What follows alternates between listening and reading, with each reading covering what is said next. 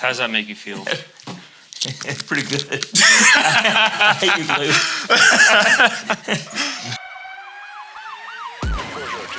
Contact at 18 miles. Pace speed 250. Final bearing is 230. 07 approaching 4 miles. Slightly left. Do you like the ukulele? Not really. Okay. That's even better. That's funny. I'm a mandolin player, so it's close. Yeah. It's our evil twin. Yeah. He just broke. That's awesome. That cold open idea was actually Josh's. It's good. And I was like, dude, that's actually really funny. So I got that at Five Below for $5. That's awesome. But it was harder than what I thought it was gonna, it was sturdier than what I thought it was gonna be. Oh man, that's funny. Plastic. Yeah. It was hard plastic. I think it cut me, but we'll live. It's part of the job. Guys, welcome back to another episode of Citizens Arrest, where I'm your host, Officer Sir.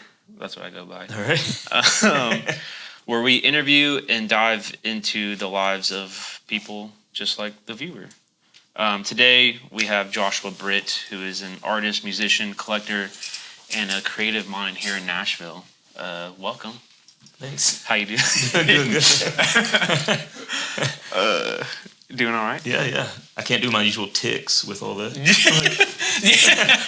you usually moving around? Oh, okay. Good. I guess I am. I don't notice it. Yeah. You can't. I can't you now. can't now. Take it away from me.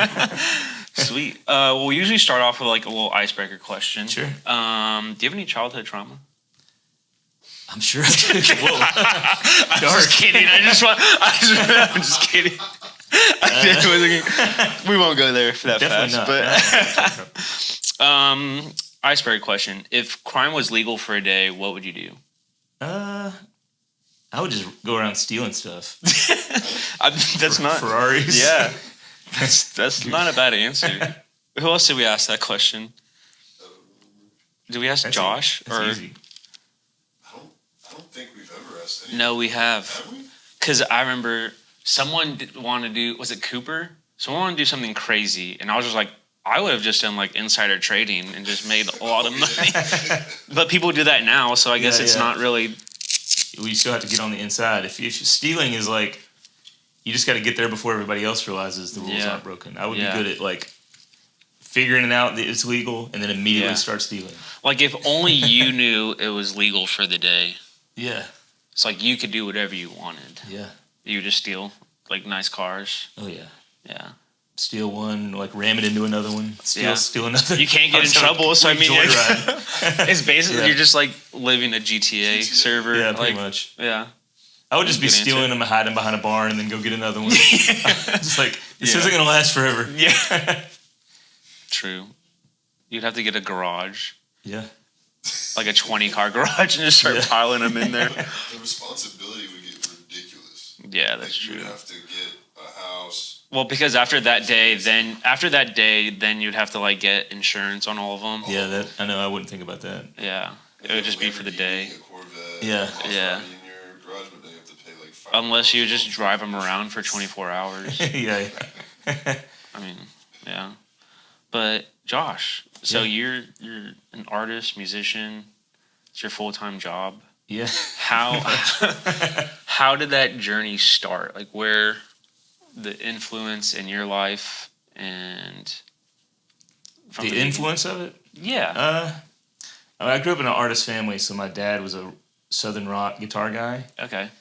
Played like Leonard Skinner type stuff. Okay. And my mom was an old-time gospel singer. So it was like the most opposite coupling you could ever find. Yeah. And so, and my brother was like a guitar prodigy.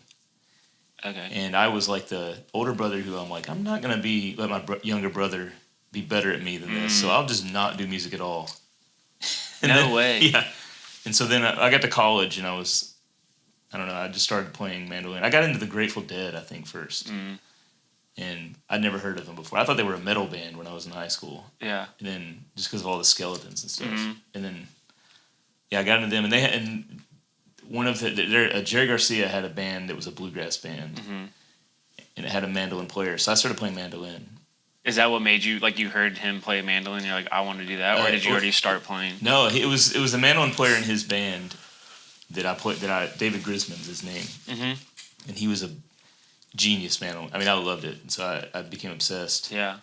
I saw that he's, like, one of your top artists that you love. And Yeah. I was listening to him today, and him on the strings is just, like, insane. Like, he's a wizard. Yeah. I grew up with a grandfather who was like a mountain man, Kentuckian. Okay. Like he pretty much he was into like wrestling and bluegrass music. Mm-hmm. And it's funny because like that's kind of what I became into.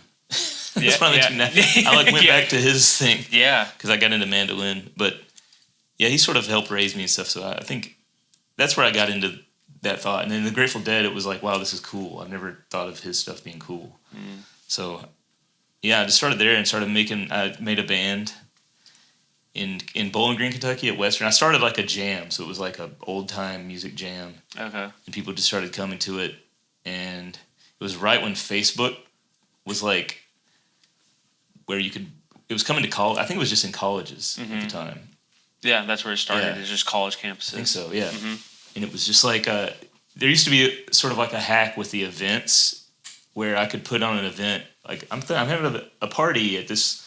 We're playing a show at this place, and I would like pretend we weren't from campus. We were like somehow hacking into the system. Yeah. And you could just like do a show, and it would just be sold out. No, It was like crazy. Yeah. Like nobody knew how events worked. Yeah. So they were everyone on campus was seeing our event. So we would just have these like huge shows for a band that had never played in front of anybody. Yeah. Where would you play? Like houses or like? Mainly just a couple bar type places that really sucked. But Yeah. I think the first show we played, it was like this Indian dude owned it and booked us there, and it was just like completely packed. Everybody bought tickets. I was like, we're gonna be rich. After I was the whole time I'm playing, I'm thinking that I'm about to be rich.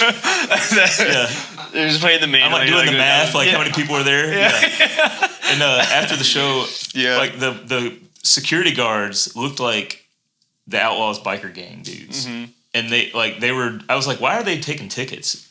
I was like, why are they here? Yeah. And then after the show, they gave us like $10. No and I'm way. Like, oh no. Wait a minute. The venue. It's kind of heartbreaking, yeah. The so we dealt with a bartender- lot of that kind of stuff when we first started. Oh, I can imagine. I mean, because you're just some college kids. Yeah. Like, yeah. Yeah. But I moved to Nashville to try to do it for real, and found I was a pretend Belmont student for a while. Yeah. Like we like drilled a hole in a door and lived in a dorm that was empty. I heard about that. Like you guys. I just went to Belmont, Yeah. without actually going. That like you weren't enrolled in anything, but you guys like me and the banjo player in the band, we heard that there was empty dorms. That it was just like because it was summer.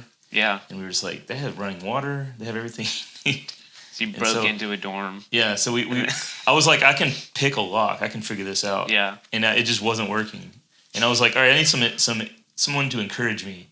Go to Home Depot and buy one of those like drills that's like a circle. Mm-hmm. It's like, we'll just drill through the door. Yeah. If I can't get it by the time you get back, we'll do that. So I was like, this will make me do it. And then of course I didn't. Yeah. So we just drilled right through the door. And then just opened it. And just went right in. Yeah. How long do you like live in there? Well, summer went by, and then the guy didn't show up. We were supposed to live there. Yeah. So we lived another bit of a semester, and then I get a call from the guy that was living there, and he's like, you got to run here right now because some dude just showed up and said that we're in his room. So, that's insane. Yeah. So I was like running through Nashville. Yeah. Like, I think I was on a date at the time or something. Yeah, I gotta go. And I'm just like, see you later, I gotta go now. And I just ran to Belmont. And he turned out to be a great guy. He actually fixed the door for us. 'Cause I had no idea how to fix the door. You broke into his dorm, lived in his dorm. We were like, we're gonna leave soon. Just give us some time. Yeah. We'll be out. no big deal. And he actually ended up mastering our first album. Like we were making an album in his room. That's it was crazy. awesome. He was our yeah. Turned out great. Dude, that's so sick. I've never heard of anything like that. That's wild. I had a picture, my ID. I still have it at home. It's a girl. It's like obviously a girl. Mm-hmm. And I had long hair, but I was not a girl. And I would go. The only thing you had to do to get through is there was a security guard at the dorms, and so I would just show him this picture of a girl every time. I was just like, here you go. Yeah. Never questioned it once. Like multiple security guards just letting me ride through. After a while, did they just like, oh, you don't need to show me? Like, no, I would have to show them. They were really adamant about being shown an ID. But they didn't recognize that it wasn't you at all? They just never questioned. It was like Jennifer or something. It's obviously not me. Would you like talk to them like in like your deep voice, or would you like I would just show them and wait for them to open the gate. Yeah. Yeah. But they always did. Dude, that's awesome. I bought the ID from some girl. Really? Yeah. She was getting a new ID or something. So you just posed as two Belmont students. Yeah, doing music stuff around Nashville. Yeah. And our lead singer, we met our lead singer of that band. We were just like, that's why we moved down, because there was this, we were like, let's go to Nashville and find a lead singer. Yeah. I was trying to fire my brother from the band. Yeah. And so we went down to Belmont. I was like, there's singers here. Yeah. And the first guy we asked, we were like, you look like you should be in our band. And he was like, okay. No way. And we were in a band for like 10 years together. That's became best crazy. friends. Yeah. The first guy we asked. So you didn't even like see him perform or anything? You're just No. like, you pick him up off the street. You looked like hey. the right guy. Yeah. It was awesome. Is that just like a common thing, like in and around Belmont? It's just like everyone's pretty much musicians, like trying to make it. Yeah. I mean, it seemed like it. What year was like? What years were? Oh gosh, 2005 or 6 maybe. Okay. Something like that. Yeah. I might be wrong. That's 20 years ago. Yeah, I know. That's nuts. Yeah. So like the legal limit of I can't be arrested for that. Yeah. Yeah. Dude, that's insane. I love that. That's like a band startup story. Yeah. Is pretty cool. Is that? That's wild. So what did that look like of like transitioning into like making music your full-time job? Well, it was, I mean, I never really worried. We never made a lot of money. I mean, at first especially, gosh, it was like torture. I mean, it wasn't torture. It felt awesome. I lived, like when I met my wife, I remember I met her and I was like, hey, come to our dorm, hang out.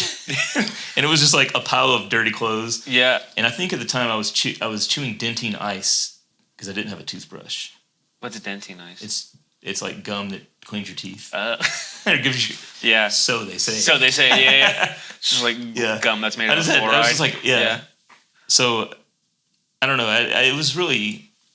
We met a guy who was like an old time bluegrass guy. Mm-hmm. And he put on these shows, and he was really awesome. His name was Lonnie Jones, and he had this place called Larry's Grand Ole Garage in Madison, and we were kind of looking for like old time, like real authentic bluegrass people because we wanted to learn our instruments the right way, you know. And so we went and found this guy, and when one of us moved out of those dorms, I think he moved into his house for a while, and we would play every weekend at his venue. He had like a show in a garage that. The average age was like 70s. Yeah. But it was like a free stage. Sure. And we played there every week for like years. Yeah. And then he got us a gig at the KOA campground in Opryland. So we would play there every week. And I mean, he booked us at the Bell Court. We played the Bell Court. We played it was just this really nice old man that was like kind of helping us be musicians. For a couple years. Yeah. Was he like established, like well known, like he had kind of like pull to like get you in places? Not really. I don't know. I mean, he'd done a lot of cool stuff with the old world of bluegrass, but he just had a loyal fan base that would come to his house and watch his show. But they were, like I said, they're all like just Madison people that were older. Yeah. But for us, it was like, you know, I feel like where we learned everything because we had to perform for like an hour a night. You know, multiple times a week. Yeah. And none of us had any good instrument. We all had like the worst instruments. I had like $100 mandolin, you know. And I remember we played on we played on Broadway. We booked some shows on Broadway, and the first week we played there, this guy comes up into our show and he's like, wow, you guys are awesome, but like you're playing on the worst instruments. I'm a guitar collector. Come to my house. And he took my brother, and he was just like some rich guy from Franklin. And he was like walls of guitars and said, pick whatever you like. You can have it for free. No. And so my brother got a Martin that was, thousands of dollars. And then the next week, we played the second week somewhere, and the same exact thing happened to our banjo player. He was like, come to the Gibson showcase, and they had a vault, and it was like, anything you want, I'll buy it for you, And then for like 2 more years, I played this $100 mandolin. Yeah, nobody you're ever like just waiting for you're waiting for your moment of like someone to be like, sucks so bad. dude, that's crazy. Yeah. I feel like it's just like business where you're like, you never know who you're gonna meet or like what's gonna happen. Yeah. Like playing one show could like change your life. Yeah. See, that's nuts. How? Okay, you brought up about the time that you met your wife, and I hear this is a story of how you guys met. So I got it now. Oh yeah, well, she was working at a record store. Okay. When I met her, and she was dating my best friend who would like come and hang out at our dorm. Mm-hmm. He also worked at the record store. Yeah. And I don't know, like some girl called him from like high school or something. Yeah. And was like, hey, I've always had a crush on you or something like that. Once you come back to Chicago, and let's be together. And so he was leaving, and I was always just kind of like this girl that he was on these dates with. Yeah. And I was like, well, so what's going to happen with her? Yeah. She's going to go away? Yeah. I don't really know her. And so rather than being like going up and meeting her, I was like, why don't we do this elaborate scheme where like I steal her from you on your date? And he was in on it? Yeah, and you're in on it. And so we did a whole thing. And back then we didn't really do anything except for bowl. Yeah. And we bowled like every day because we were next to that bowling alley down there. Mm-hmm. I don't think it's there anymore, but. And so we had this whole plan. We would just like sit at home and like had a blackboard and just write, here's what you say, and then I'll say this. Yeah. We were kind of doing it to annoy our friend because he thought it was so stupid. And so we took it way too seriously, And we literally like showed up and we had this whole like scripts, and I was like, somehow it ended up I was her partner, and I was nice. Yeah. I'm like, I was way better as a fake dater person than actually dating. I should have done this on every date I ever had. Dude. But yeah, by the end, it was awesome. And like by the end of the night? Yeah, by the end of the night, like she was like, I need you to take me home to him, and we all just went back to the dorm, and we were just like, it ain't gonna work. They were gone for like 2 hours, and the whole time they were gone, she was like having a talk with him that she liked me. That's all it took. Yeah, one night of just being nice while bowling. Yeah, dude, that's wild. And then he went back to Chicago. Yeah, he went back to Chicago, and I can't remember what our first date was. It was horrible. I think I took her to Wendy's or something. It was like a little bit of a reality check here. I got to get back to the fake date, but it was but. Yeah, it was great. I mean, she's awesome. Yeah, and then you married her. I married her, yeah. That's nuts. Yeah. I'm just trying to like process that. So were they like casually dating, or were they like together? I mean, casually dating. It wasn't like super serious. Yeah. Did he? And then the girl that he went back to in Chicago, did he end up marrying her? Oh, I don't think that worked out. That sucks. Yeah.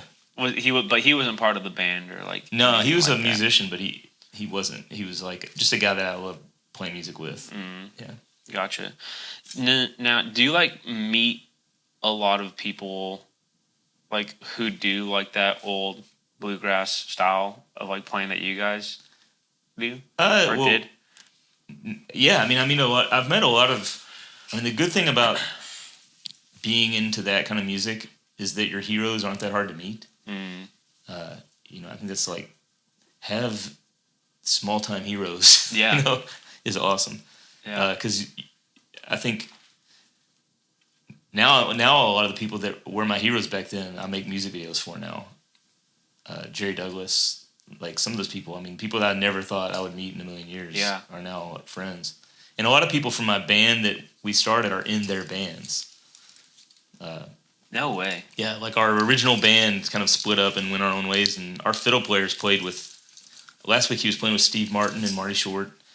No. Like hanging out at their house, jamming and stuff. That's Like, nuts. this is crazy. Are those guys like local around here, or are they? I mean, they're probably always on Yeah, the they're road, but they all live around here. yeah. But they're always. I mean, the fiddle guy's always on the road. But Yeah.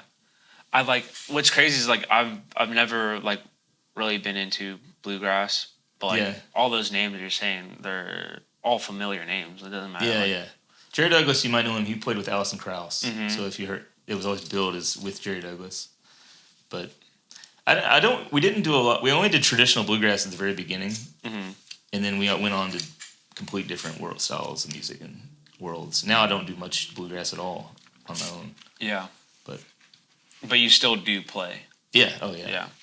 What does that look like for you now? Like, well, in the last few years, when that band broke up, the original band, we started a new.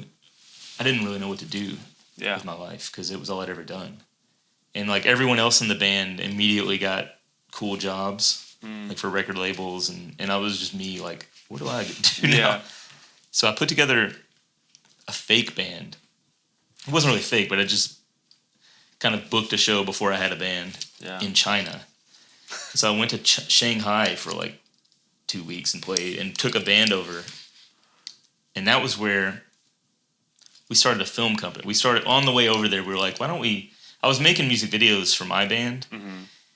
And then a few other bands that we knew would ask me to help them with a music video or something. And then we were just sort of like, why don't we just try to do this for real on the way over to China? Yeah. And the whole time we were there, we were just sort of scheming, like, how do you charge for a music video? It's like basic stuff, you know? Yeah.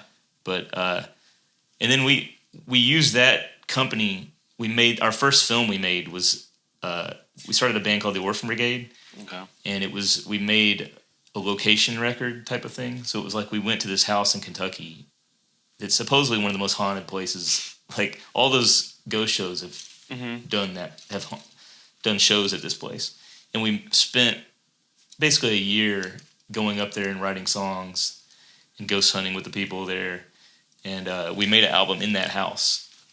Like, you guys would, like, just camp out there and Yeah. just, like, write and make music and stuff like that? Yeah. And so that became what I do with music now more than... Because now that I had this music video company, I didn't really need to, like... I didn't care if I put out something every album cycle type thing or whatever. Yeah. We just do whatever we wanted. Yeah. And I didn't really care if there was no goal of making money with it. It was just like, let's do what we want. Yeah. And then, so that was the cool. So we made a film just for fun, which was in film festivals, and we did all that stuff. And then there's this place in Italy that heard about us doing that.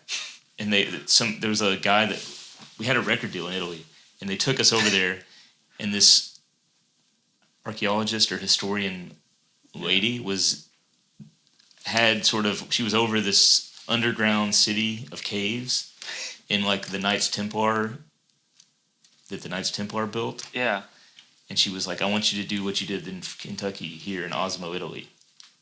And so they literally like paid for us. I'm an honorary citizen of Osmo. They like brought us over and gave us access to like ancient Knights Templar caves to write an album. Holy it was crazy. Smokes. That's insane. Yeah. That, like, I don't know. I don't even know how to describe it. It's hard to even talk. It's like it's such a weird thing to do. There's so many like questions I have now because like I want to ask like about this Kentucky house. Like, did you ever experience any kind of crazy stuff with it being haunted or like paranormal stuff, like where you guys were like trying to write or something and then like some ghost taps you on your back or something like that? Yeah, I mean, some horrifying things. Experience, yeah. No way. And I kind of I grew up in this place. Yeah. Because it's in my family, the place. My uncle ran it as a museum.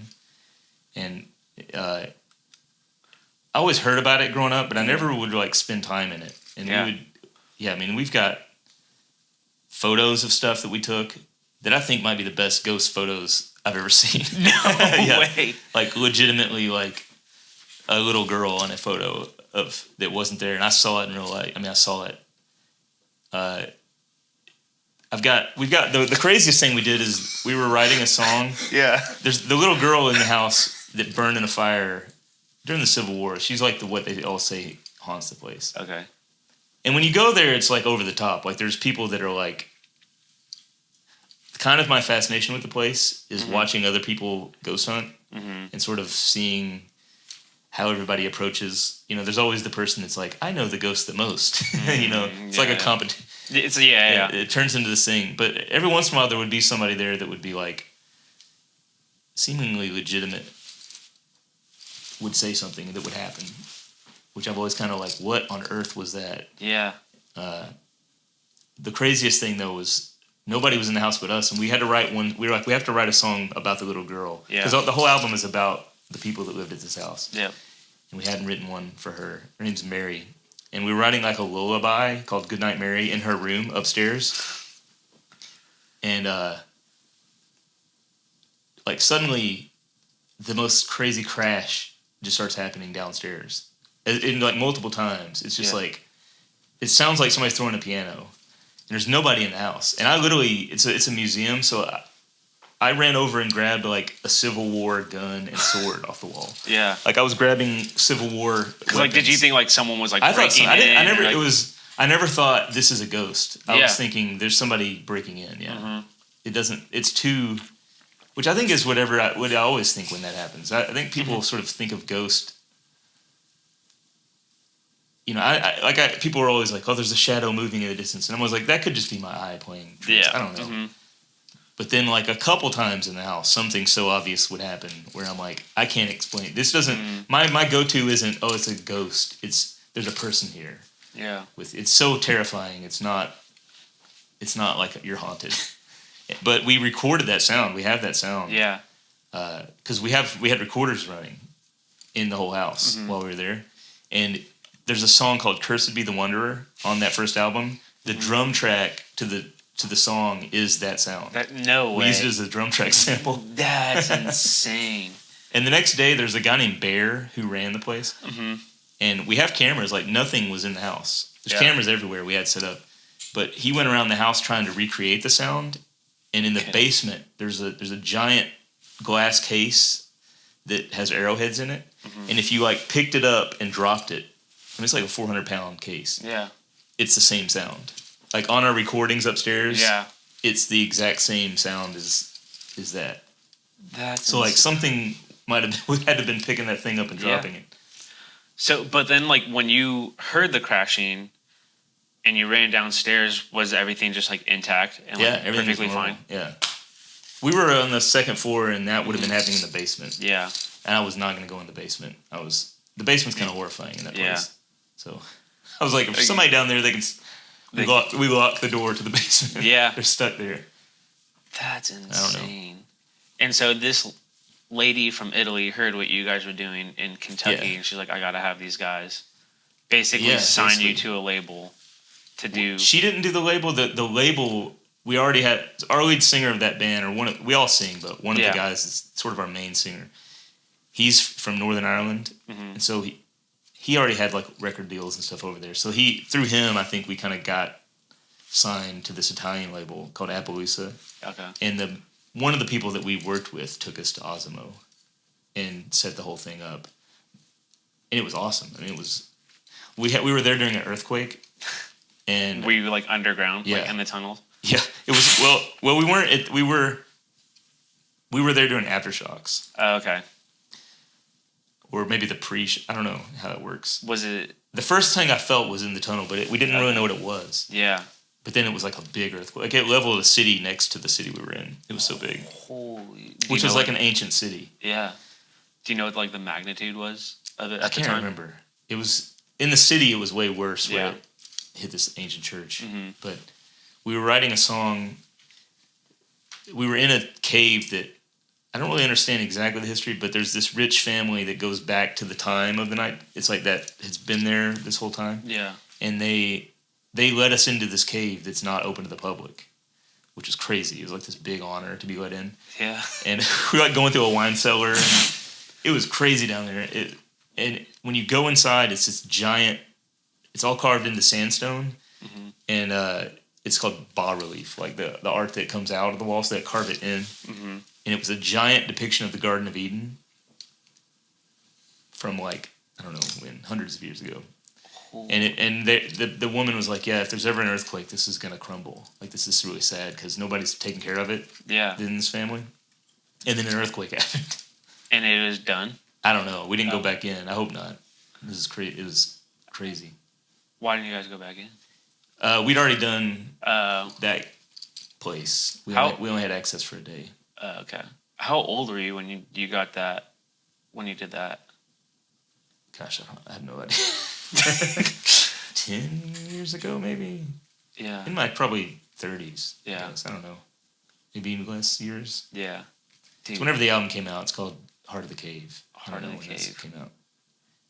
We made it. So then we made another album like that in Northern Ireland, in castles, like ancient castles. So is it kind of like the same deal? Yeah, same Someone deal. heard about what was going on. They're like, "We need you to do this." And Yeah. These. It was kind of the hometown of our lead guy. He's from Northern Ireland, so Okay. he had access to a lot of cool places. But yeah, they opened them up. I mean, we got to go up in towers and like crazy stuff. Since you just got to roam around these castles. Yeah, and just like ruins of places. Yeah. And write songs. It was awesome. Dude, what a time. Yeah. I feel like, dude, you should be on Joe Rogan. I don't know what I'm doing talking to you. That's insane. Yeah, that was awesome. My mind is split of so many questions. So, on your way to Shanghai, Mm-hmm. you said that you had an idea of just like creating like a music video company of just creating videos for people. Just keep doing what we're already doing. So But make a business, I guess. Yeah, you kind of like mastered fake it till you make it. Yeah. Like in a sense, like it was just like, I'm gonna go to Belmont and we heard about these dorms, so we're just gonna break in and do this, and then we have this Kentucky idea, and you're like, well, let's do a video company, music video company. Yeah.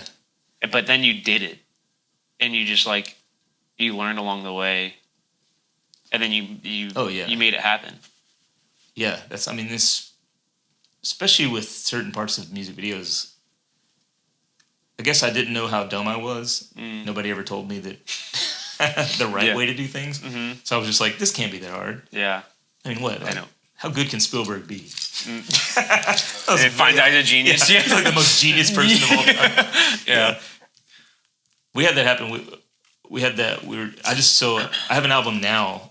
I have a new project, and I do animations. Okay. Animated music videos. Yeah. And we were talking about that today. Of the first animated music video, we got a call from this artist, and he was like, "You do animations, right?" And I was like, "Yeah, sure." And I was thinking, how hard can it be? Mm-hmm. And we had like 3 weeks to do it. And I literally lost my mind. Like, I went insane. I just didn't sleep for 3 weeks. And there was the night I finished it, we'd finished the whole thing and turned it in. Or we were going to turn it in the next morning. Yeah. And I went to sleep for the first time. I mean, I'd slept like an hour a night for like 3 weeks, if even that. And I went to sleep for like a real night. Yeah. And then the next morning when I woke up, I had a little shed out back of my house, which is where we edited in. Mm-hmm. Turned it into an office back then. Yeah. And I went out to the shed, and it was unlocked. And I was like horrified, like somebody's broken in, and I haven't turned this thing in, like robbed me. Yeah. And I go in, and the place is just like a wreck. And I'm like, oh no. And I went over to the computer, and so I'd had a dream the night before that we'd finished the animation and we were about to turn it in. It was a Christmas music video. Yeah. Of all things.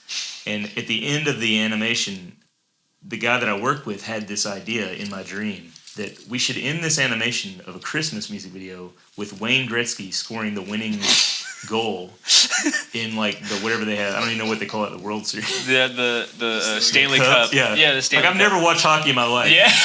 And somehow in my dream, his idea is like Wayne Gretzky. And in my dream, I was like, I hate to admit it, but it's genius.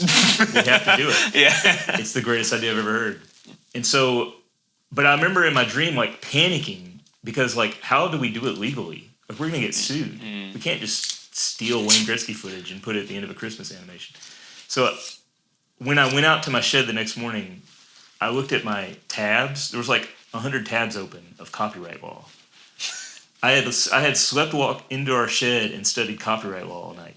No way. And like went back to bed somehow. That's insane. Like I've lost my mind. Yeah, literally. Yeah. Like, holy smokes! But you got the animation in. Yeah, we did. We turned it in. Animation is really freaking hard. Really? Yeah. I did not realize that when I said we could do it.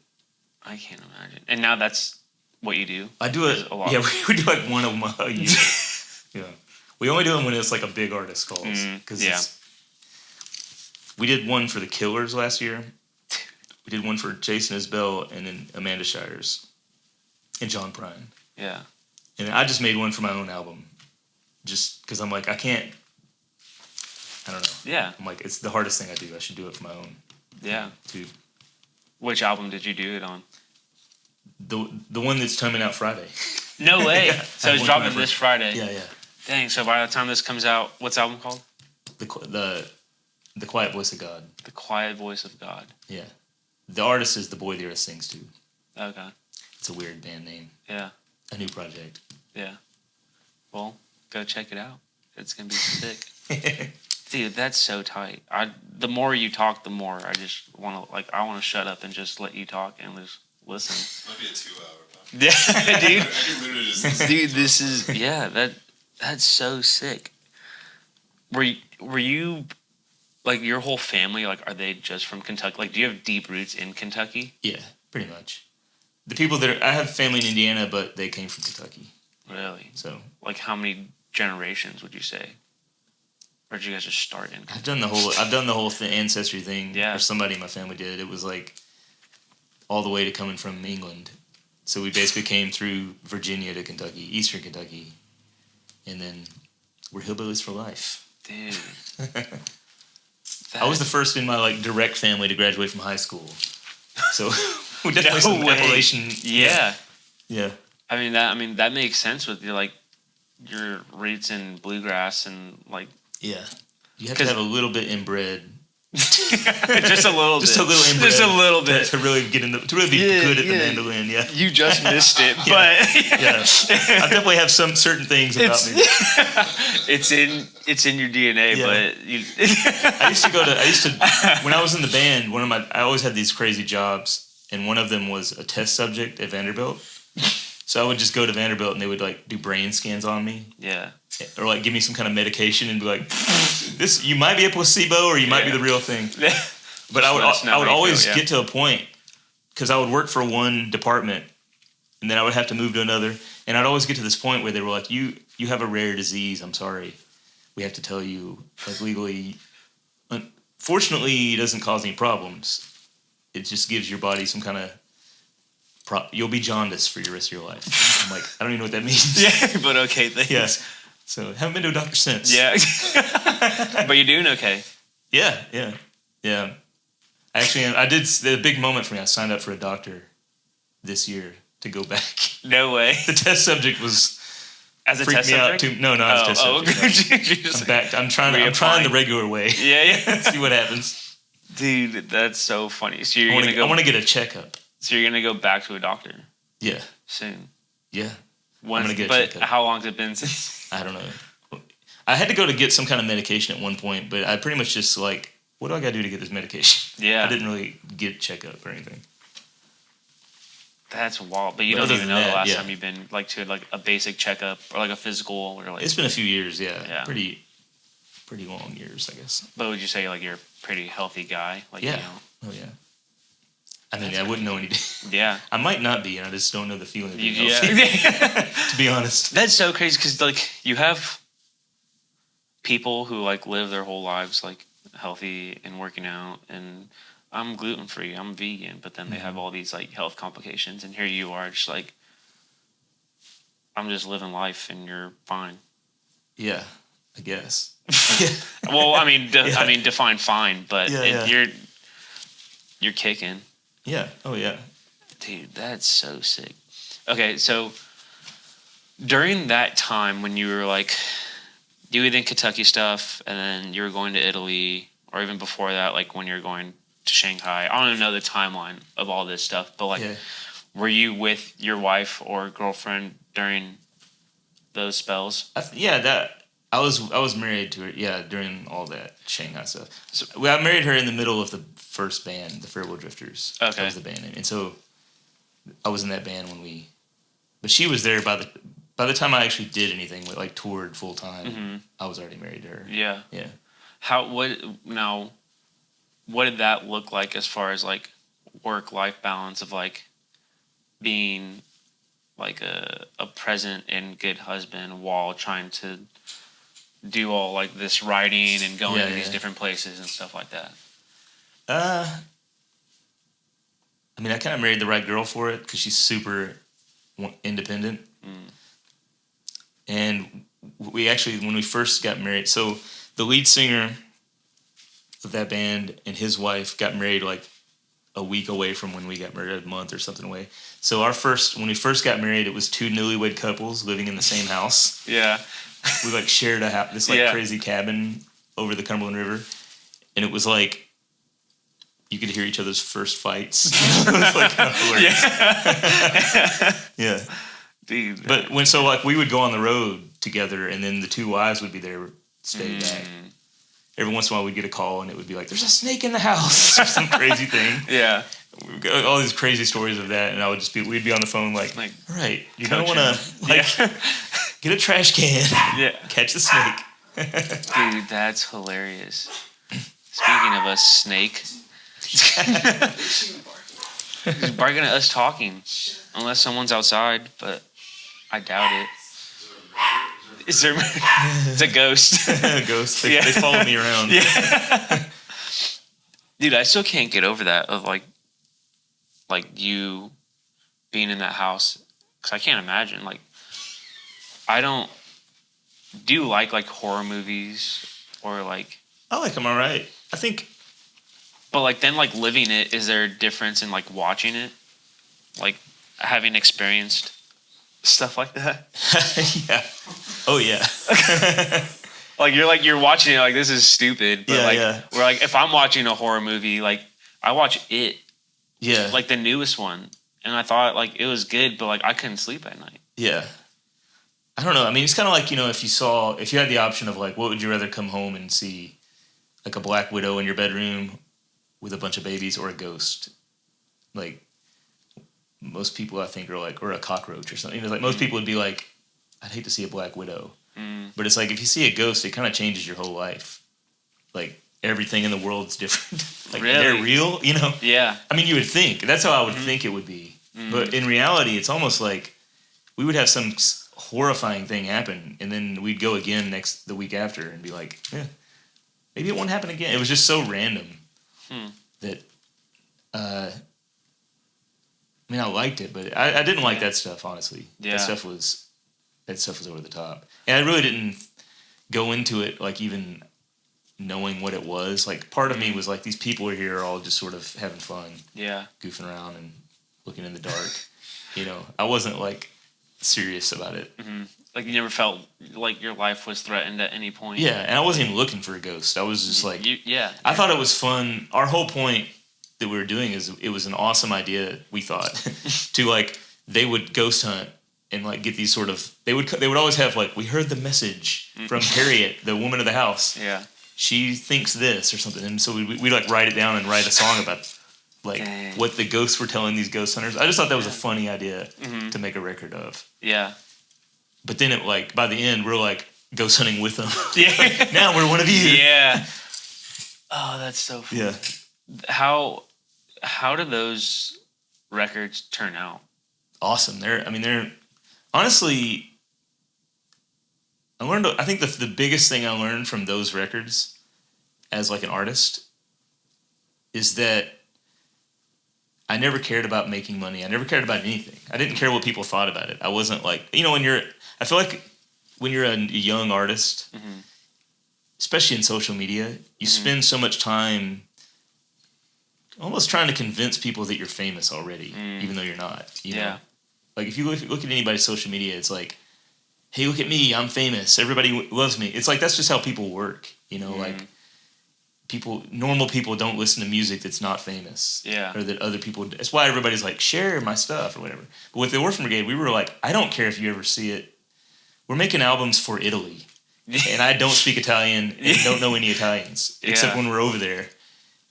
And so it was like so freeing. Like I've done that with Japan. We've like had bands that we've put together to go play in Japan. And it's the funnest thing on earth because it's like I get done and I'm like, I don't need to think about am I success. Yeah. But honestly, those projects are the most successful things I've ever done.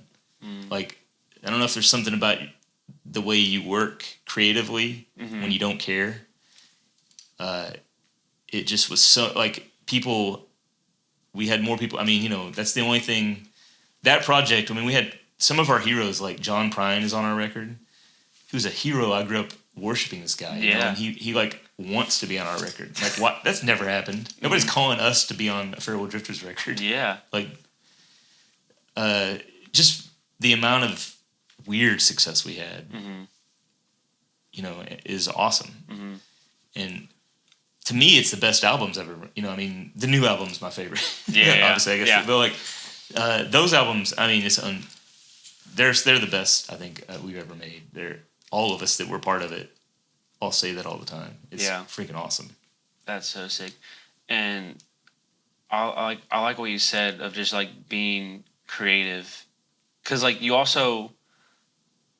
didn't have anyone above you or behind you like telling you how it needed to be. You were just working in your own mind and your guys' own ideas. Yeah. Where like I wouldn't say you had really any outside influence, but then things can get twisted when you have the mindset of like, okay, like I need to make money off this. This has to do well, rather than just like we're doing this because we love it and we're having a good time doing it. Yeah. Oh yeah. Well, I think that especially in modern music, everything is made for fans. So it's like, here's what they like. Let me write something to give them so they can to feed that thing they want. And I think the artist's job is to make something that they come to you so good that it changes their mind. Like, it should divide the room. There should be people that hate your art and love it. It's like good art divides the room. It's like you should. Yeah. And if you're a great artist, I think that's what you should be trying to do. It's how I try to make music videos. Like, I don't think about what other people are doing. I don't even want to see what other people are doing. Yeah. I don't even want to see it, because then I might start thinking that's something different than I would naturally sort of approach it as. Because then you got that like outside influence now that's like influencing you. Like, okay, well maybe I should be. Yeah, I don't want to more think of that this. At all. Yeah.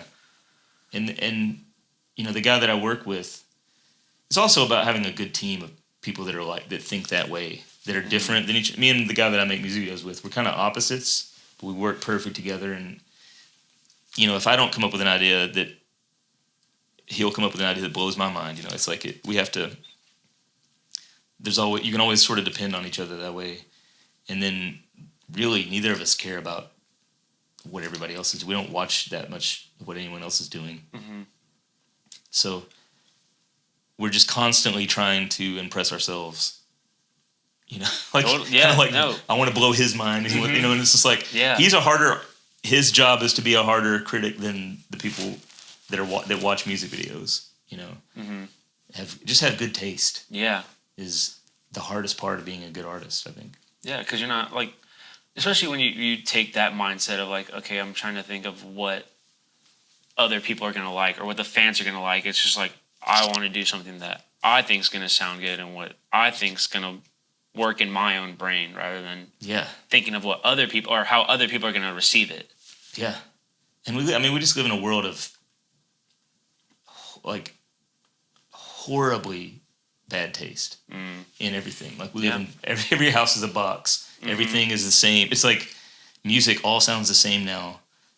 We have this great tool to do anything in the world with, and we all just like look at cat videos. It's like it's really hard. It's shocking rebellion to have good taste now, and it's hard to do. It's really hard to know have that. Good taste. When you're just surrounded by and now we have AI, and it's just like, how much slop can we pour into our brains before someone builds a cathedral to the sky again?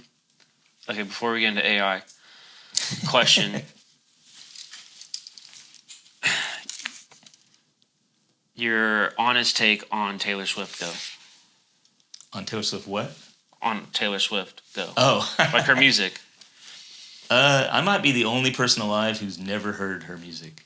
Really? Other than like, like, I know the line. Oops, I did it again. What's the freaking line that's Britney Spears? I've never like. It's me. The problem. It's me. I'm the problem. It's me. I know that song to the smallest degree you can. I'm just around people that talk about her concert because I'm in studios a lot. Yeah. Well, and especially her like growing up here. Yeah, too. and she's from here. Yeah. I'm not from here, but like she, you just have. I feel like she's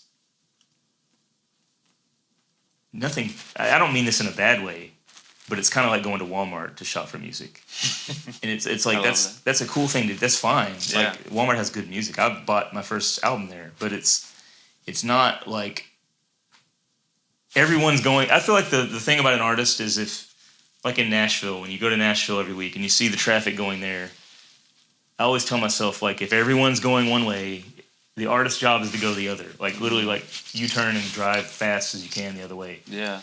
And so people like Taylor Swift or Beyonce or these people, I just never listen to them. I'm afraid to listen to them because I'm like, I don't want. You're gonna taint your ears. I just don't want to. I don't want to be in the conversation. The other thing too is, especially as a camera guy now, I do a lot of filming and like make documentaries or music videos or something. Mm-hmm. I know if I listened to them, I would have a big opinion, and I don't want to be the guy that's in the room like talking politics with like people that, you know, they are already doing it. So like I kind of have to be the fly on the wall. I've heard a ton of opinions about her. It's crazy. One day I'll listen to her and see which side to take. I'm not musically talented like whatsoever. I can't sing. I played drums and took drum lessons for a short period of my life, like 6 months. Mm-hmm. But one thing, like, I love music, like, and I love all kinds of different music. Yeah. But one thing I think is like weird and crazy is how politics made its way into music. Yeah. Oh yeah. It's crazy, and I just don't. I don't know. I don't understand how. Well, it's always been there in some forms of music. I think it's weird how it's not changed much. It's kind of done in the same way forever. It's like nothing's really. It's kind of. There's certain people that do it well now, but it's not. You know, I mean, Bob Dylan first records are some of my favorite records. But like, has anyone written a song as good as, you know, like Hurricane? Well, there's that one. Yeah, that's a great one. I'm thinking of the one about the soldiers and war. From the first few albums, I can't remember. I don't know. God on Their Side. Oh, with God on Their Side. Maybe they have. I don't know. I mean. I definitely like that kind of avant-garde music. I mean, when I say the thing about Taylor Swift, I think the other reason why I kept my brain pure from her is I have a daughter, and so I was assuming that one day my daughter would become a Swiftie, and it's like, I don't care. But she's not at all. She's like she has too much of me. Yeah, that's awesome. Her favorite band is I'm on this, I can't remember their band's name, but who's the band that's, I can't remember their names. I just took her to a Weird Al Yankovic concert. Really? Yeah. How old is she? 10. That's awesome. It was awesome. Where was it at? Is it in Somewhere Nashville? In Nashville, yeah. The open space. I can't remember what it's called. Oh. It wasn't Marathon. No. Or Brooklyn Bowl? No, it's like the outdoor. It's like an outdoor amphitheater. Ascend. That's what it was, yeah. That's cool, amphitheater. That's so funny. Yeah. But she likes great music. I mean, she has. You know, I like him too, but like her normal stuff is great too. Yeah. You know, but it's definitely odd. Not what I would expect a little girl to be into. Well, and especially because like nowadays, it's like they have so much like everything's at their fingertips of just like trending songs and like stuff like that. Like it's just like you hear everything and everything's known, but it's all like that mainstream like just like stuff being thrown up. Yeah. My daughter's like me. She's like, when every girl has one of those Stanley things, she like hates a Stanley. Yeah. I was like, you're so opinionated. I don't care. Like, I used to be exactly the same way. Yeah. Though. It's annoying. I mean, not to me. I love it. Yeah, like, you love it. But I was annoying to everyone else when I was her age. That's a good thing. Yeah. It's going. I was from Franklin, yeah. Kentucky, like a hillbilly town, and I was like, I drove an MGB, like British sports car, and collected like British copies of albums. I was a really annoying kid. A teenager. Dude, that's just for fun. Like you're just like, I love it. Yeah. Dude, so what's your take on like AI and what that's gonna look like? And or what it might already be looking like in music, or music in even in your realm of creating music videos and animations. I feel like you could just prompt something to almost create the same thing. It's such a wide field. It's hard to talk about because it's like, I get that everybody's using it to write emails, and emails are brainless. I don't care about emails. Yeah. I also don't think that. I think that certain people use it to just talk to it. I've got a friend that yesterday I was talking to him, and he was just like, "Yeah, I talk to it, and I get ideas." And I'm like, "That's kind of a cool way to use it. I like that. That's awesome. You got a guy to talk to be creative with. Like, it's so creative. Yeah. And just to kind of like, sometimes I think people need to have somebody to listen to. You know, to like kind of bounce. You hear yourself talk. Yeah. That's an awesome way. And he's a genius photographer, one of the best in the world. So it's like, dude, that's awesome. I hate yesterday I put up a video. I'd walked out of my yard in Kentucky, and there was this beautiful storm rolling in. And I pulled out my iPhone and just filmed this tree, just this tree in the middle of a field, and the leaves were blowing off the tree. And I'm just with my iPhone, like, this is the most beautiful scene of a tree I've ever seen. Like, I've never seen anything.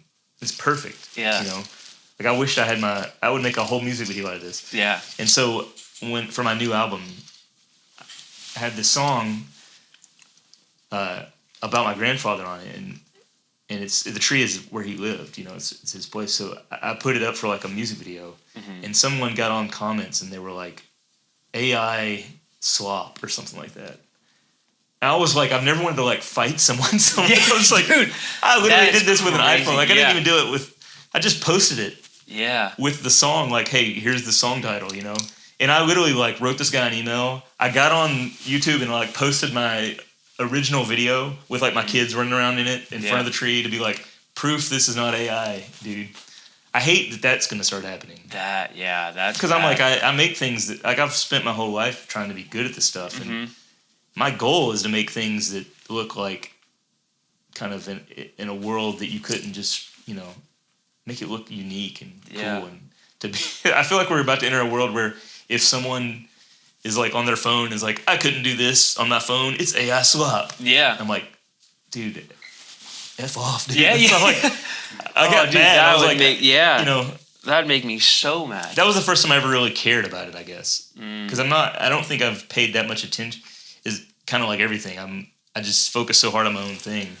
And now I've started to think like, you know, how annoying that's going to be.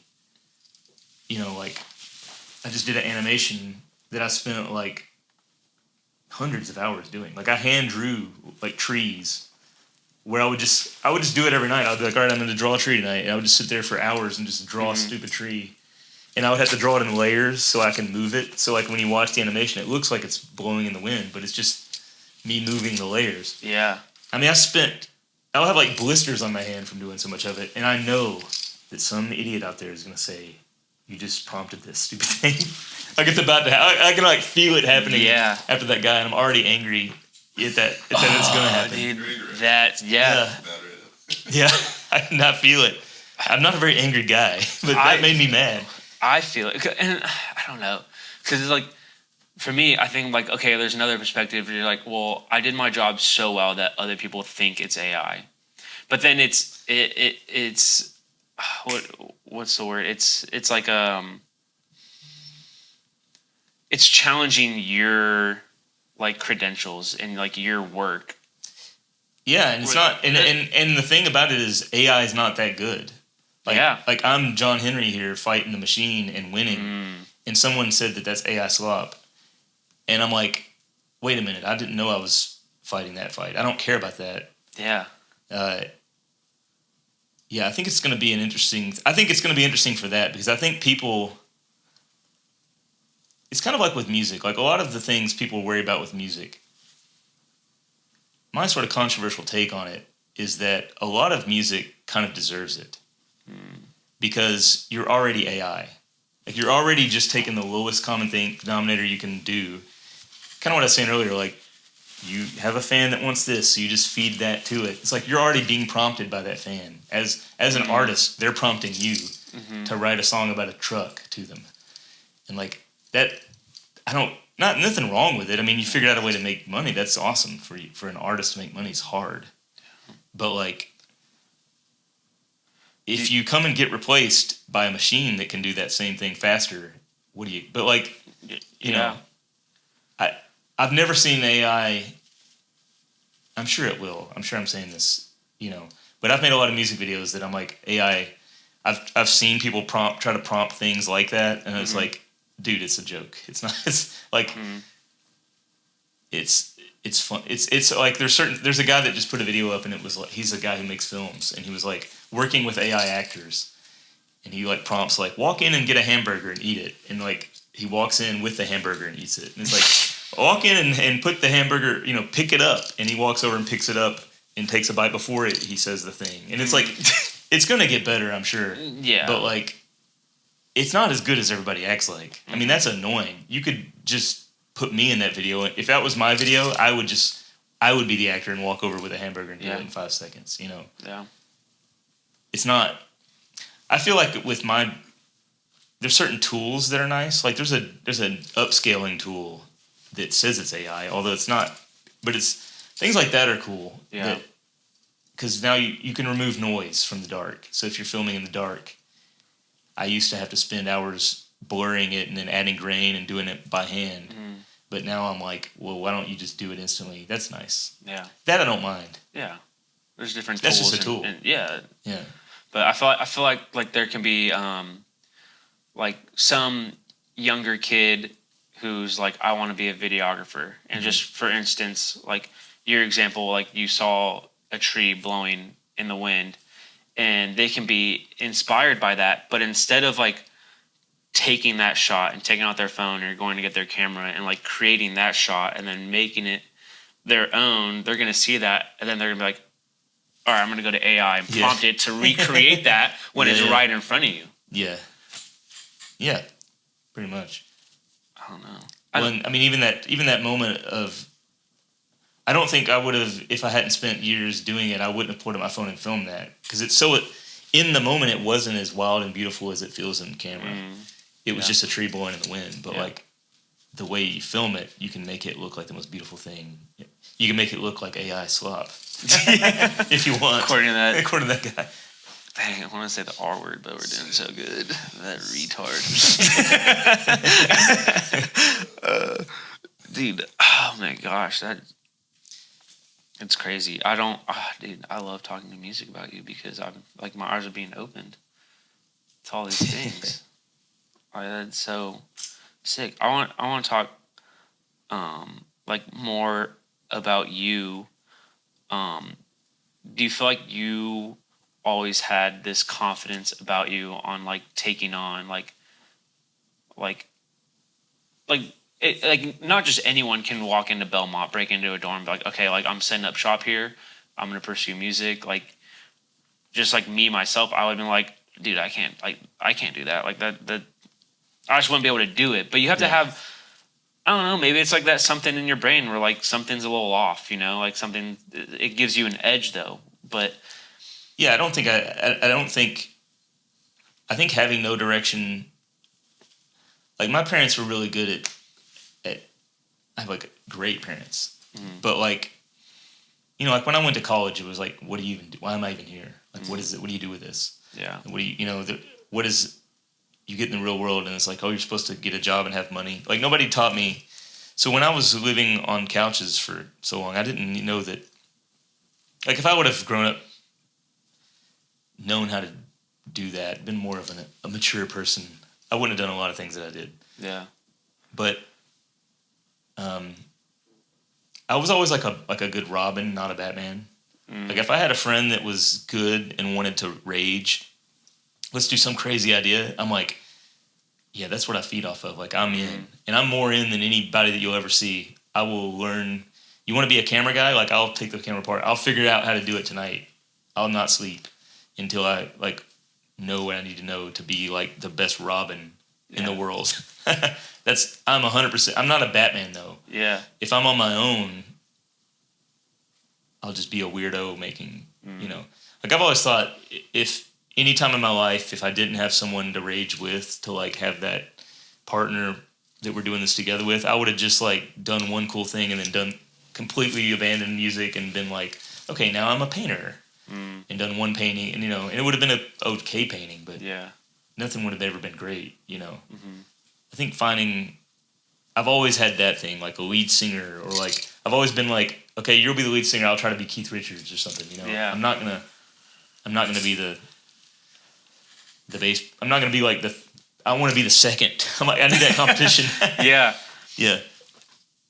Just my personality, I guess. Yeah, so all would you say, like, all it takes is just like a good idea that you can get behind, or just something in that sense, and you're just all in with it. Yeah, and I mean, I'm an idea person, so I'll come up with like a million ideas. And having someone that's like, yeah, that's a good idea. If you tell me it's a good idea and you want to do it with me, like, I'm great at that. Kind of like the breaking into the room. It's like, I'll learn how to pick a lock. Yeah. And then it's like, I can run the ship if I need to, but I wouldn't ever have done that if my friend wasn't doing it with me. Yeah. I would never like by yourself. Yeah. Yeah. I think that is very different. Now, is like being kind of like the Robin, has that just like you've always just been wired like that, or do you feel like you fit that role better? I was always wired like that. I think I was always wanted to be the Batman.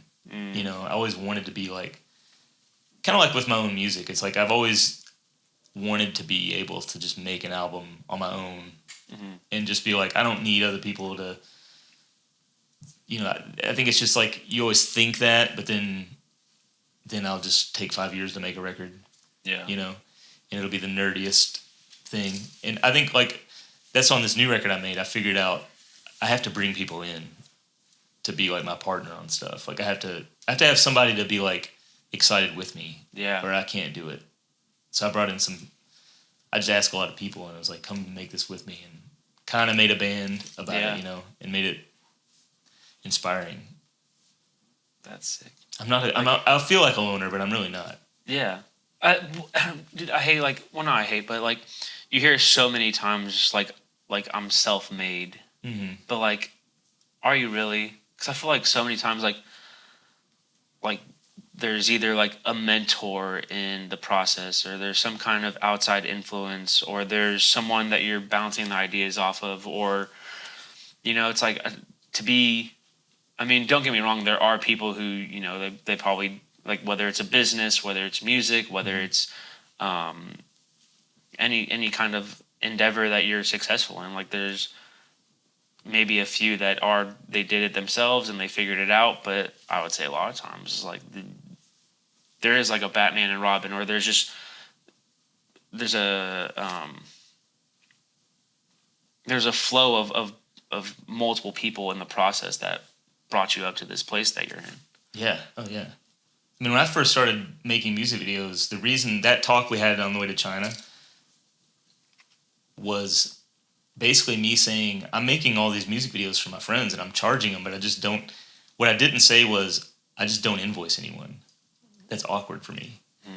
So I was like literally working of a full-time job that should have on paper been making money, but I would just like, I've got like 15, 20 invoices out that I'd never sent. And these artists are like, I guess you did it for free. They even offered me money to do it. Really? And I find that like I just really needed somebody to be confident enough to be like, dude, let's just charge. Yeah. The thing you're already doing.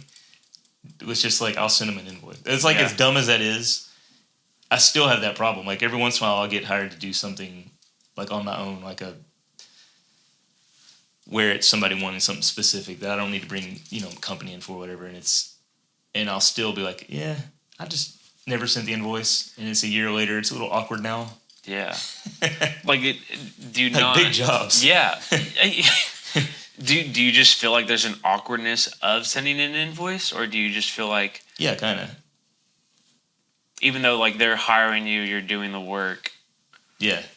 Because I mean, there are douchebags out there. I mean, not that they're like friends or people or anything like that, but I'm just saying out there are douchebags that will hire people, and they'll take advantage of that. And I feel like that could be in the music industry, like oh yeah, that's prevalent. What I would have that, absolutely, that would be me if I was the guy that I work with. He's like the opposite of me. He's like completely, yeah, and I'm kind of like, look, I'll figure out how to color grade. I'll do all this like technical stuff. Yeah, if you can just like, and we both do the creative stuff, and we both do sort of the technical filming and all that, but like, and the ideas and all that. That's awesome to do together, but I'm just like, dude, can you just like keep up with how the business works? Because I'm like an idiot when it comes to that. Yeah. Well, and some like, and you need that. Like, you need that opposite, because I'm like that same way. Like, I don't know. Like, I don't want to like. It sounds stupid, but even like being a landlord and having like roommates, but like it's like my house, like. I don't like the awkwardness of being like, okay, like it's the 3rd of the month, it's getting to the 4th of the month, they haven't like paid their rent, but I don't want to be like, hey, dude, like, can you, you know, like I don't know, like it makes me like me cringe of having to like ask for that, even though if it's owed. Yeah, no, that's exactly me. I would be the guy that would just be like, well, you're all just living with me now. Yeah. I can never be a landlord. Oh my gosh. That used to bother me about myself. I used to be really bothered by, because I would always be like, I could do that, and I'd hate that I'd be envious and be like mad at how good people were at that. And a lot of opportunities come to people who are good at that, I think that's just part of life. And as I've gotten older, I'm just like, I don't care. I don't want to do that. I don't, things like being it's like, obviously, things that people do where you're like, if you're smart with your money, you can like invest and do this stuff. And I'm just like, if I did that would be all I would do 24/7. Yeah.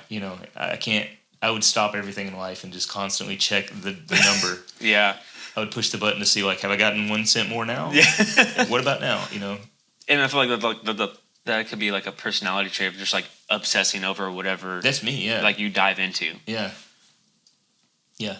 Yeah. I'm the same way. That happened to me over COVID, where a couple of my buddies, they got into like the stock market was going crazy and crypto was going crazy. Yeah. So like we got into like reading charts and like just like the diagrams and like how to like read them and stuff like that. And we were sitting at home. This was in California, so like we're getting paid unemployment, which was like stupid money. Like we're like 20 years old living in our parents' house. Yeah. So we're like buying like Tesla stock options, nice. Like spending like thousands of dollars on one trade. In like 30 minutes, we lose like $700. And we're just like, but like we were like obsessing over it. But then like there'd be one like GameStop and like AMC and like Nokia like went volatile. Like I was like in Nokia, and in like 5 minutes, I just see my stock go $10,000, and I put in like $60. And I'm like, I'm just like on my way to work in my car, like staring at my phone, like what's going on? And then like 5 minutes later, it was gone. And I was just like, what just happened? Yeah. But like we got any like thing like that, like I'll just go like I'll obsess over. Yeah, yeah. Whether it's like video games, whether it's right now it's this podcast, but like it's just like, and I want to talk to you about that. Like, so you said that when you were couch surfing and you were just kind of like making away a lot of like I don't know, at that age, like the thing to do was like go get a job, and like were your parents supportive of you while you were doing like the whole couch surfing, pursuing music, Oh yeah. and like and you had like that support system behind you? Yeah, they were great. Yeah, I mean they did the same thing. I mean my dad, when he met they got married at 17, and like he ran. I think his dad was like, "Hey, go to McDonald's and get me a burger," and he gave him like a $5 or 20 or something, and then he ran away to go find my mom in Indiana, like 5 hours away. No way. And like lived on the street and got married. I mean, it's just the dude. That's The stories that he would tell me, I feel like I was always living up to these, because my grandpa was the same way, and that's who I was kind of.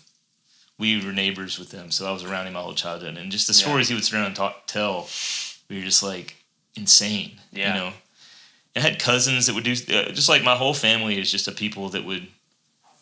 Everyone would do crazy stuff. Like my cousin got on a bike in Tampa and rode to Seattle once, just for fun. No way. I think he broke up with a girlfriend or something. And was like, so I'm just going to go to Seattle. He pulled a Forrest Gump. He's like, Yeah, I'm just he going to run. literally did. Yeah. Just going to go for a run. Yeah. And just... So I was like, I remember him, he went the long way. Like he went through Kentucky. So he stopped at my house.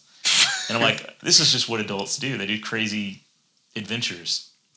That's so insane. my parents were always, I mean, I could have kind of done anything and they would have been like, all right. Yeah. I feel like my wife's dad, the funniest part of it all is like, and I love, my wife's parents are awesome, but trying to convince them when we first got married that I have a real job. Mm-hmm. Yeah. And it's like, you know, I'm going to Italy to make an album in Knights Templar Caves. Yeah. Like, see you later. Yeah. And her dad is so responsible, like factory worker guy. Yeah. He's like a factory boss guy. I don't know what he did, but quality assurance guy at a factory. Yeah. Just like such a great normal dad to have. Yeah. You know. And when I grew up, my dad was playing rock and roll. And like I just have my favorite memories are him like being Jimi Hendrix on stage. And just shredding. And people going crazy. And like, this is wild. That's so sick. Yeah. Because I feel like, so I guess we can get like real for a second, and like I'm gonna break character, but like it's like I've always felt like I've loved being like creative and like doing, whether it's making videos or editing videos or just capturing content. Like I just love it, and then that coincides with like I love people and I love like having conversations, and I love like I would have never known your stories if like we didn't get the opportunity to like sit down. And I can't tell you how many times like I've like just like gone into like Nashville by myself and sat at a coffee shop and then like sat there for 45 minutes and just like basically had like a whole episode like this of just like sitting next to some stranger. Yeah. And like I've always had the pressure from my parents, like, you need to go get a job, you need to have a 401k, you need to work 40 hours a week, you need to have a retirement. Like that's what you need, and that's how you live. And it's like I think like having that, I don't know if it makes a difference of like having a support system behind you, because like I'm doing the thing, like I'm doing the full-time job, like I have the 401k, I'm working towards that, and then I'm doing this on the side, and like I'm making it work. It's a lot, like the scheduling's crazy, and like trying to figure out and like learn and stuff like that, but like I can't stay up till 4 or 5 in the morning trying to figure out cameras and figure out lighting and figuring out editing and the best way to go about stuff. But like, I love it. So like, I mean, I'm going, like some nights I'll go like 3-4 hours, but like, what would your advice be to maybe some young musician who has a knack for it, who loves it, or someone who's in the media realm who they love it and they want to pursue it, but they might not have the support system, or they might not have all the tools and resources, or even just the knowledge of how to get there? Gosh, I don't know. That's a tough one. I mean, I would say mainly just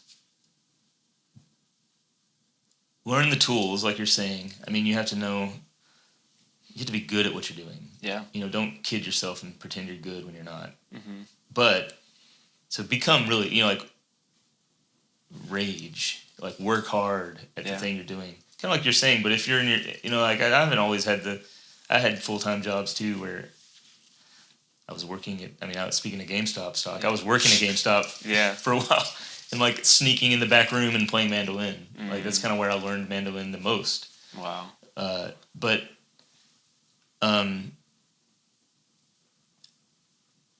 I would say just really just don't, there's always this trap in the modern world that I see, like YouTube influencer, people telling you how to like be successful. Mm-hmm. It's in everything now. It's in cameras. It's in photography is the worst. It's like how many people teach you how to do photography and you notice you never see their photos. It's like, there's this like educational teaching class that exists on YouTube. Yeah. And it's awesome because you can learn everything now. But like my advice is actually do something with it. Like be wild and rage. Like this is friggin' wild. You got me handcuffed and you're in a police car. This is weird and wild and I love it. Like this is something I would have done. Like I wouldn't have done it, but like I wish I would have done it in college. I wouldn't have been this creative with it. It's freaking awesome. But like you came in and broke that. That's as weird as it is it's like just have an idea and go with it. I remember one time I think I was in Brighton or somewhere in England, and this friend of mine was showing me Banksy. You know Banksy? Yeah. And I remember he took me to this. We were in this place and we were just kind of tired after this day of travel. But we had to go to Banksy, and I didn't really know much about Banksy. I don't really know. I knew he was a graffiti guy. Yeah. But I never really seen his work, And we went to this place, and I just remember being like, there was this Banksy on this wall of an ancient building, or next to an ancient building or something. It was like somewhere, either it was on it or next to it, was this beautiful church that was made like 800 years ago. Yeah. And I remember going up to it and looking at that and being like, wow, who built this? Like, this is insane. It was when people would just build these places that were like reaching for the heavens and these masterful things. And they spent their whole life, and half the time they died before it finished. And it was like you had a mission that you broke your back for. And then this guy came along with a stencil and spray painted it. And I just wasn't impressed by the Banksy. I was just like, that's what this is? That's what everybody thinks is the greatest artist and are willing to pay millions of dollars for? I was just like, honestly, and nothing against it, people that like it. I don't understand. Maybe I don't understand it. But it was more the context of where it was. It was like you put this next to a cathedral that was like generations of artists built. Yeah. And like art now to me seems like Banksy is everything. It's like everyone just knows how to, everyone wants to be. It's not even that it is that, it's that everyone wants to be that. If you figure out how to make something quick and easy, freaking do it. Like I do that all the time. Sometimes the trick is just getting the right vintage lens or something. Yeah. Sometimes the easiest, dumbest licks are the best on the mandolin, But like, I'm not aspiring for that. I want to be the guy I'm trying to build a cathedral. I'm not trying to spray paint a like a stencil on something. Like I feel like I could do that. Yeah. Like if you're a genius and I could do it in 5 seconds, maybe I can't. Maybe there's more to it than I know. All I know I'm probably am dumb. Make the stencil.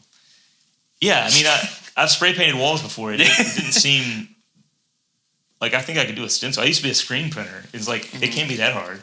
Yeah. Maybe it is. I'm sure he did it somewhere before he brought it there. Yeah. But just the fact that, and the crazy thing is there's just like a giant crowd of people looking at the painting and not looking at the cathedral. And and then like when you read the little thing, it's like, this isn't the original. They removed that and sold it or something. This is just a recreation.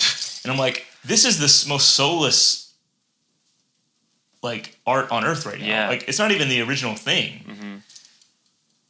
But I don't know. It's just like that kind of thing. Those kind of things my whole life have, even when I was a kid, those kind of things bothered me of like, I don't, my grandfather would he was a carpenter and he was a crazy guy who had he could barely, the guy graduated 4th grade and went to World War II. And he just had this life of, his tongue was all messed up because he worked at a chemical company and he would taste the chemicals. And it looked like his tongue was just like, it was hilarious. But like, he was crazy. Yeah. Messed up in the head, probably from the chemicals he would taste for fun. Yeah. But and wrestling was his favorite thing on earth. But the guy, when you gave him a cabinet to build, he would build the perfect cabinet. I mean, it was like he was like an ancient artist building a cherry cabinet. You know, he built all the cabinets in every one of my family's house. Nobody taught him math. Yeah. He didn't know it. He was like an original guy who just got, nowadays he would be sort of the character that gets on YouTube and learns how to use a tool and then goes and does it. It's like, that's all it takes. And that's all art is in a way. I always tell my son's learning guitar and he's really good at guitar. And from a young age, we would watch like Jeff Beck or some crazy genius guitar player. And I would just be like, dude, he's just moving his fingers around. How hard can it be? Yeah. And it's like, I think telling my son that kind of made him a great guitar player. Yeah. Oh, yeah. He's better than me by far. And it's like, oh, yeah, I wish I would have been told that as a kid. All you're doing is moving your fingers. Who cares? Like, nothing is as hard as it. Everything can be hard, but like it doesn't have to be. Kind of the trick is to convince yourself that it's not hard. Because that keeps a lot of people from doing things, just thinking that's too hard. Yeah, because you don't, it like numbs you. It's like, I don't want to take this jump, or I don't want to tell someone about what I have going on because like it's too hard, or I'm not good enough. Like I don't have the capability to do it. Yeah, those old, and I just think about those guys that built that cathedral. Like those guys were just normal dudes, poverty dudes probably. Yeah, and they're probably told, like, "Oh, you're crazy." Like and somehow built the most beautiful place on earth. I don't know. That's crazy. Well, thank you for saying that. Like you like this setup and like what we have going on, because I feel like just like talking about like content creators and like TikTok and like YouTube influencers, it's just like all you see on podcasts is just like these celebrities interviewing other celebrities, or these millionaires talking to other millionaires about God knows what, of going their past weekend going clubbing, or like what, just this, I don't know, mindlessness stuff. But like people love consuming that. But like the whole premise of this like citizen's arrest is just like, it's a normal citizen and it's just a conversation. It's just like it's just like anyone can go to our channel and like come and do it, because I feel like now it's just like we live in a society where like everyone wants to have a voice and everyone wants to be heard, but there's just, I don't know, maybe there's not a platform for it. But it's just like I don't know, it's like going back to like, I love having ideas and I love jokes. I love keeping things lighthearted, and I think there's like a place for that. And like I met Aubrey earlier this year, and I told him about this idea because I've been sitting on this idea for like 8 months. Didn't really tell anyone about it because I'm like, this would be like really funny and it'd be a really good idea. It's really original, like and it would just be fun to do, and like I would enjoy doing it. And I told him about it, and he's like, dude, that's sick. Like, let's do it.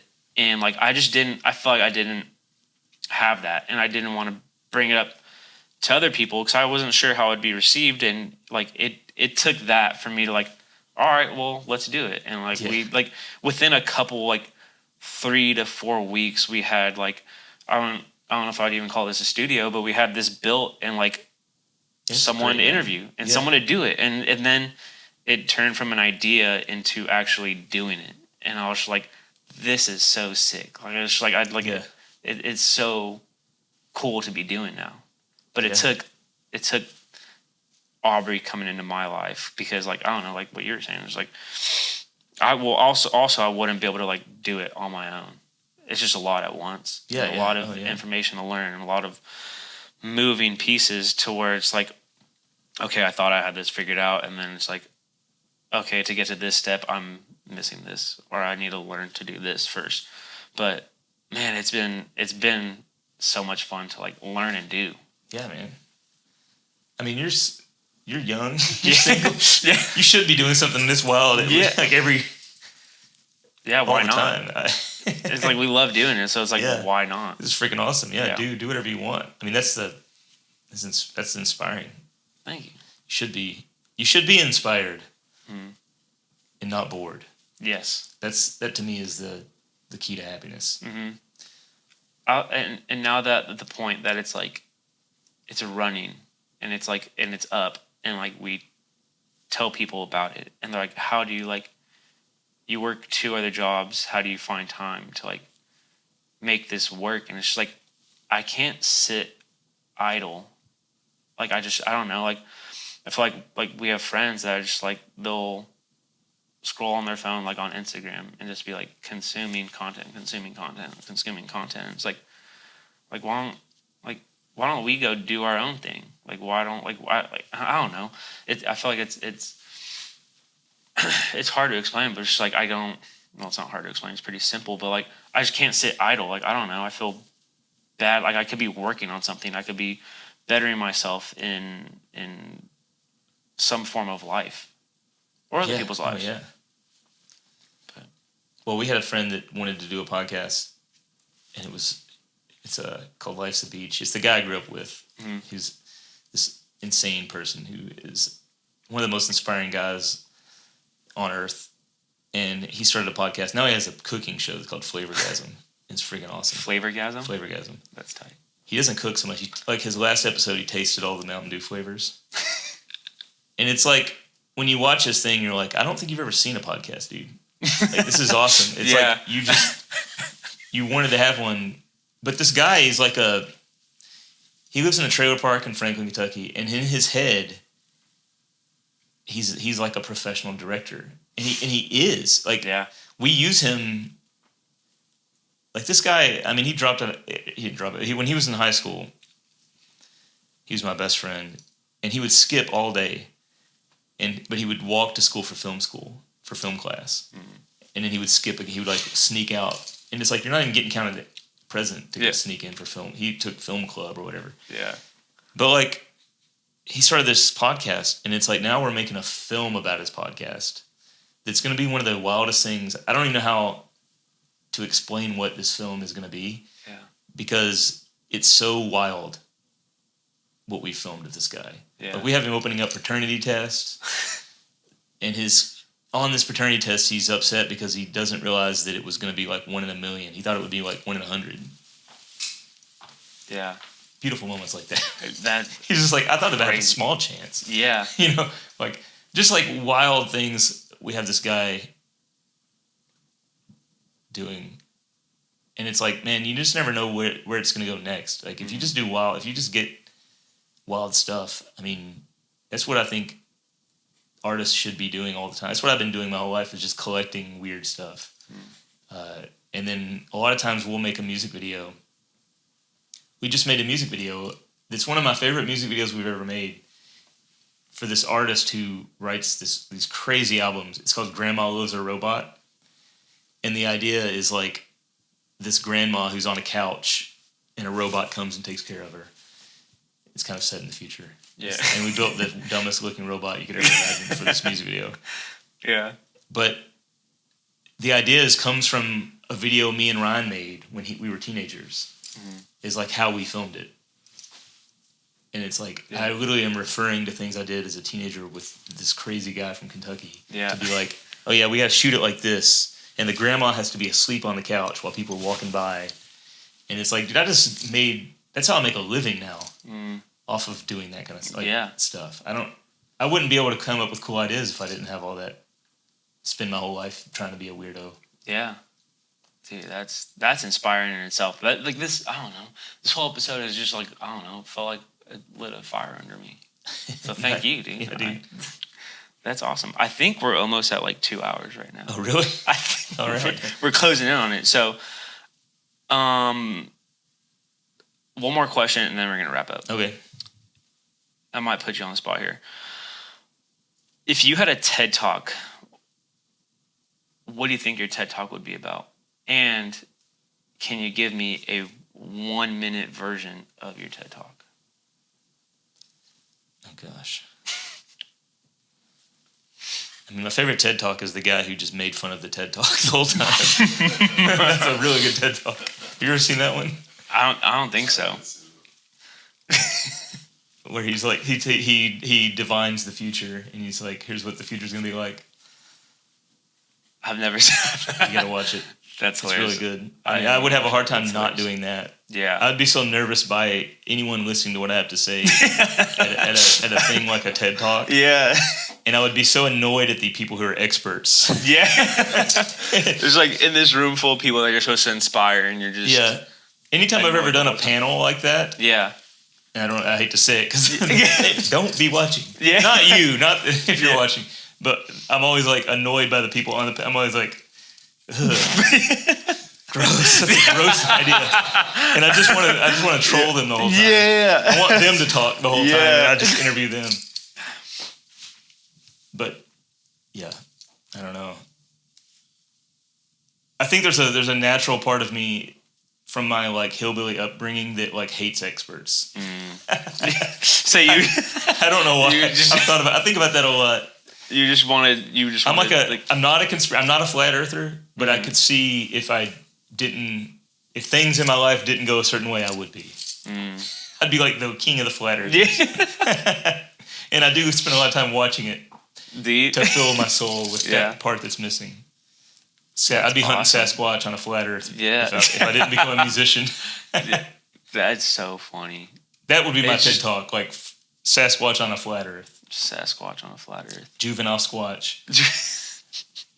Shape-shifting and traveling to dimensions between flat and round earth. He's in control of the different dimensions. Yeah, I mean, if you get into Squatch theory, he's a quantum traveler between dimensions, and he mimics the sounds and shapes of other animals. Yeah, but I've never heard anyone combine flat Earth with Sasquatch. Yeah, that's a good point. I would do. That is. It coincides. Honestly, that might actually be my next music video. That's how I do my job. I come up with an idea like that, and then I'm like, okay, I've got a list of things on my phone. And now I opened it up today, and one of them was parents booing their child at a baseball game. What's our last idea? I'm like, So now I just have to. Somebody just has to have the right song for the Sasquatch on a flat Earth, and we'll make it. Dude, you can just go to Josh and one of Uriah's baseball games. Yeah, I know. And just have him booing Uriah. Well, we saw that. The guy I work with went to a baseball game, and there was a child that was being booed by his grandma. And we were just like, this is so dark. Yeah. But it's kind of a genius music video idea. Like, booing your child. That's so... We did a music video recently where the children boo a clown, and he, like, loses his mind. We had this whole slow motion ripping off his mask and makeup and all that stuff. And it was like, it felt really sad. Like, I don't really care about clowns that much, but I was like, this might be the darkest thing I've ever seen. These the children were... It was way too easy for them to turn on the clown. We were just like, you hate him. Yeah. And he was doing balloon tricks, and they were like smashing his balloon. and we were just like, this is like Lord of the Flies. It's crazy how close children are to that. And just like give them a green light. They'll murder the clown if you let them. That's so wild. Because it's already a clown doing a children's birthday, so he probably already hates himself. Yeah, it was. And we got. The part of the darkness was we actually got like a professionally trained clown that like trained in Italy to be a clown. Like he's a great clown. Yeah. Professional, and we hired him to be our actor. And we brought him into these kids, and we were just like made them hate him and filmed it, and it was just like this is dark. Yeah. Like, I'm uncomfortable here. Jeez. Did you ask him about like how he felt? No, we never did. We did say this feels uncomfortable, though. Yeah. It was very weird. Yeah. Dude, that's wild. I love that you just, like, take, like, life events, and then you can, in your mind, you use that, like, this, like, you can put your own twist to it. Or just even in conversation, you're like, hey, that would make... No, literally. I mean, I've had, like, 2 music video ideas that, if I get the right song, will go in the list of hundreds of other weird ideas. Dude, that's awesome. Okay, I'll wrap it up in the same way that we wrap up every episode. We do a lightning round of questions. Okay. Like 3 to 4 questions. You like to collect things. Mm-hmm. What's if you had to name 1 or 2 of your favorite old or vintage things that you've collected? I have so I grew up in the 80s with Nintendo, and I have a lot of vintage, like Legend of Zelda things that I was in a band in Tokyo, and we became friends with Miyamoto. No way. Yeah, like the creator of that stuff. Yeah. the creator of Nintendo? Yeah. Like Mario and Zelda. Yeah. So I have all these like hand drawn Triforces, and I've got like the Luigi and Mario hand drawn on vintage game stuff from him. He would send them to me, we got them in the mail. We opened it up, and it was just like, "Hi, Josh," says Mario. It was like the greatest thing I've ever seen. That's so sick. I was expecting like American Pickers, like he found this old mandolin or something like that. Oh, no. Yeah. That's way The better. Miyamoto, yeah. Dude, that's so cool. Yeah. I can't believe that. Yeah, that's insane. I can't. It's weird. Yeah, he's a fan of mandolin. Really? Yeah, That's cool. Well, I mean, I feel like their he background. he plays bluegrass. Yeah. I was trying to get him. He did the Wii around that time, and so I was trying to be like, maybe he'll get us to be like. He was doing that Wii music, and I was like, come on, get us on there. You're like, Wii out, Sports, like we we produced that. No, I didn't. Yeah. That's so cool. Okay, next question. If you had to describe your roots and your connection to Kentucky itself in one word, that's kind of hard right now. So 1 to 3 words, how would you describe it? I mean, something just beautiful country. I think when I go there, I'm just blown away by how beautiful it is and how I didn't really think of it when I was a kid. Being that beautiful. I love it there. Just nature in itself. Yeah, just the creek, just the fields and the creeks where I grew up. I think I go back now and I'm like, this is the most beautiful place on earth. And when I was a kid, I just wished I lived in a city, And now I just want to go back. Yeah, because I feel like that's the opposite. If you told someone Kentucky is the most beautiful place on earth, they'd be like, "What are you smoking?" Yeah, like that, I know. like that's Kentucky. Like, yeah, it really is. Dude, that's awesome. Perspective is everything. Okay, you're going on a road trip. Are you bumping Bob Dylan or Fleet Foxes? Oh gosh. I mean, Fleet Foxes. I want to say Bob Dylan because that would probably be a cooler answer, but Fleet Foxes probably is what I actually listen to the most on a road trip. I love those first. I mean, 3 albums of theirs. Their new album's different. I like it, but especially that second. I think it was just the time when I got married. That was kind of like our band that we both got into together. She was like a record store girl, and I was like, all right, I like something cool finally. Yeah. So we listen to them like still once a day, probably. Really? They're on some kind of thing that we listen to. That's so cool. Dang. Sweet. Well, that pretty much wraps it up. Is there anything that to our probably like 75 views of anything that you want to plug or shout out or... and my new record. Yes. How can people... Where would people find it? Or Spotify where it's probably, or just any streaming place. I'm not... I printed some for overseas, but I don't think I'm going to do it over here. I think... Yeah. Really, I'm a t-shirt designer as a hobby. Okay. So I've been making some t-shirts for fun just to see how they look. You can get t-shirts, but that's the only way to make money anymore. Might be hitting you up for that, dude. I'll get you one. Yeah, man. We're gonna need some t-shirts. Yeah, just the new album, "The Boy the Earth Sings To," "The Quiet Voice of God." Yeah, is the album. What about some of your old stuff? Is that like your old band? Is that all on Spotify? It's all online. My first band is the Farewell Drifters. The band I was talking about that did all the other stuff is the Orphan Brigade. Yeah. They have 3 albums on there. Sweet. Well, dude, thanks for coming on. Dude, been fun. Guys, thanks for watching another episode of Citizens Arrest. Remember, if you want to be on the podcast, go to the link in YouTube or in Instagram. You can fill out a little questionnaire, the same questionnaire that Josh filled out for us, where we got to talk about all these amazing things. Dude, that was That was not what I was expecting whatsoever. That was so awesome. Thanks for coming on. Yeah, dude. I know you like to collect things, so if you want to add this to your collection, it's not as cool as all your vintage Nintendo stuff, but one day it could be worth a lot.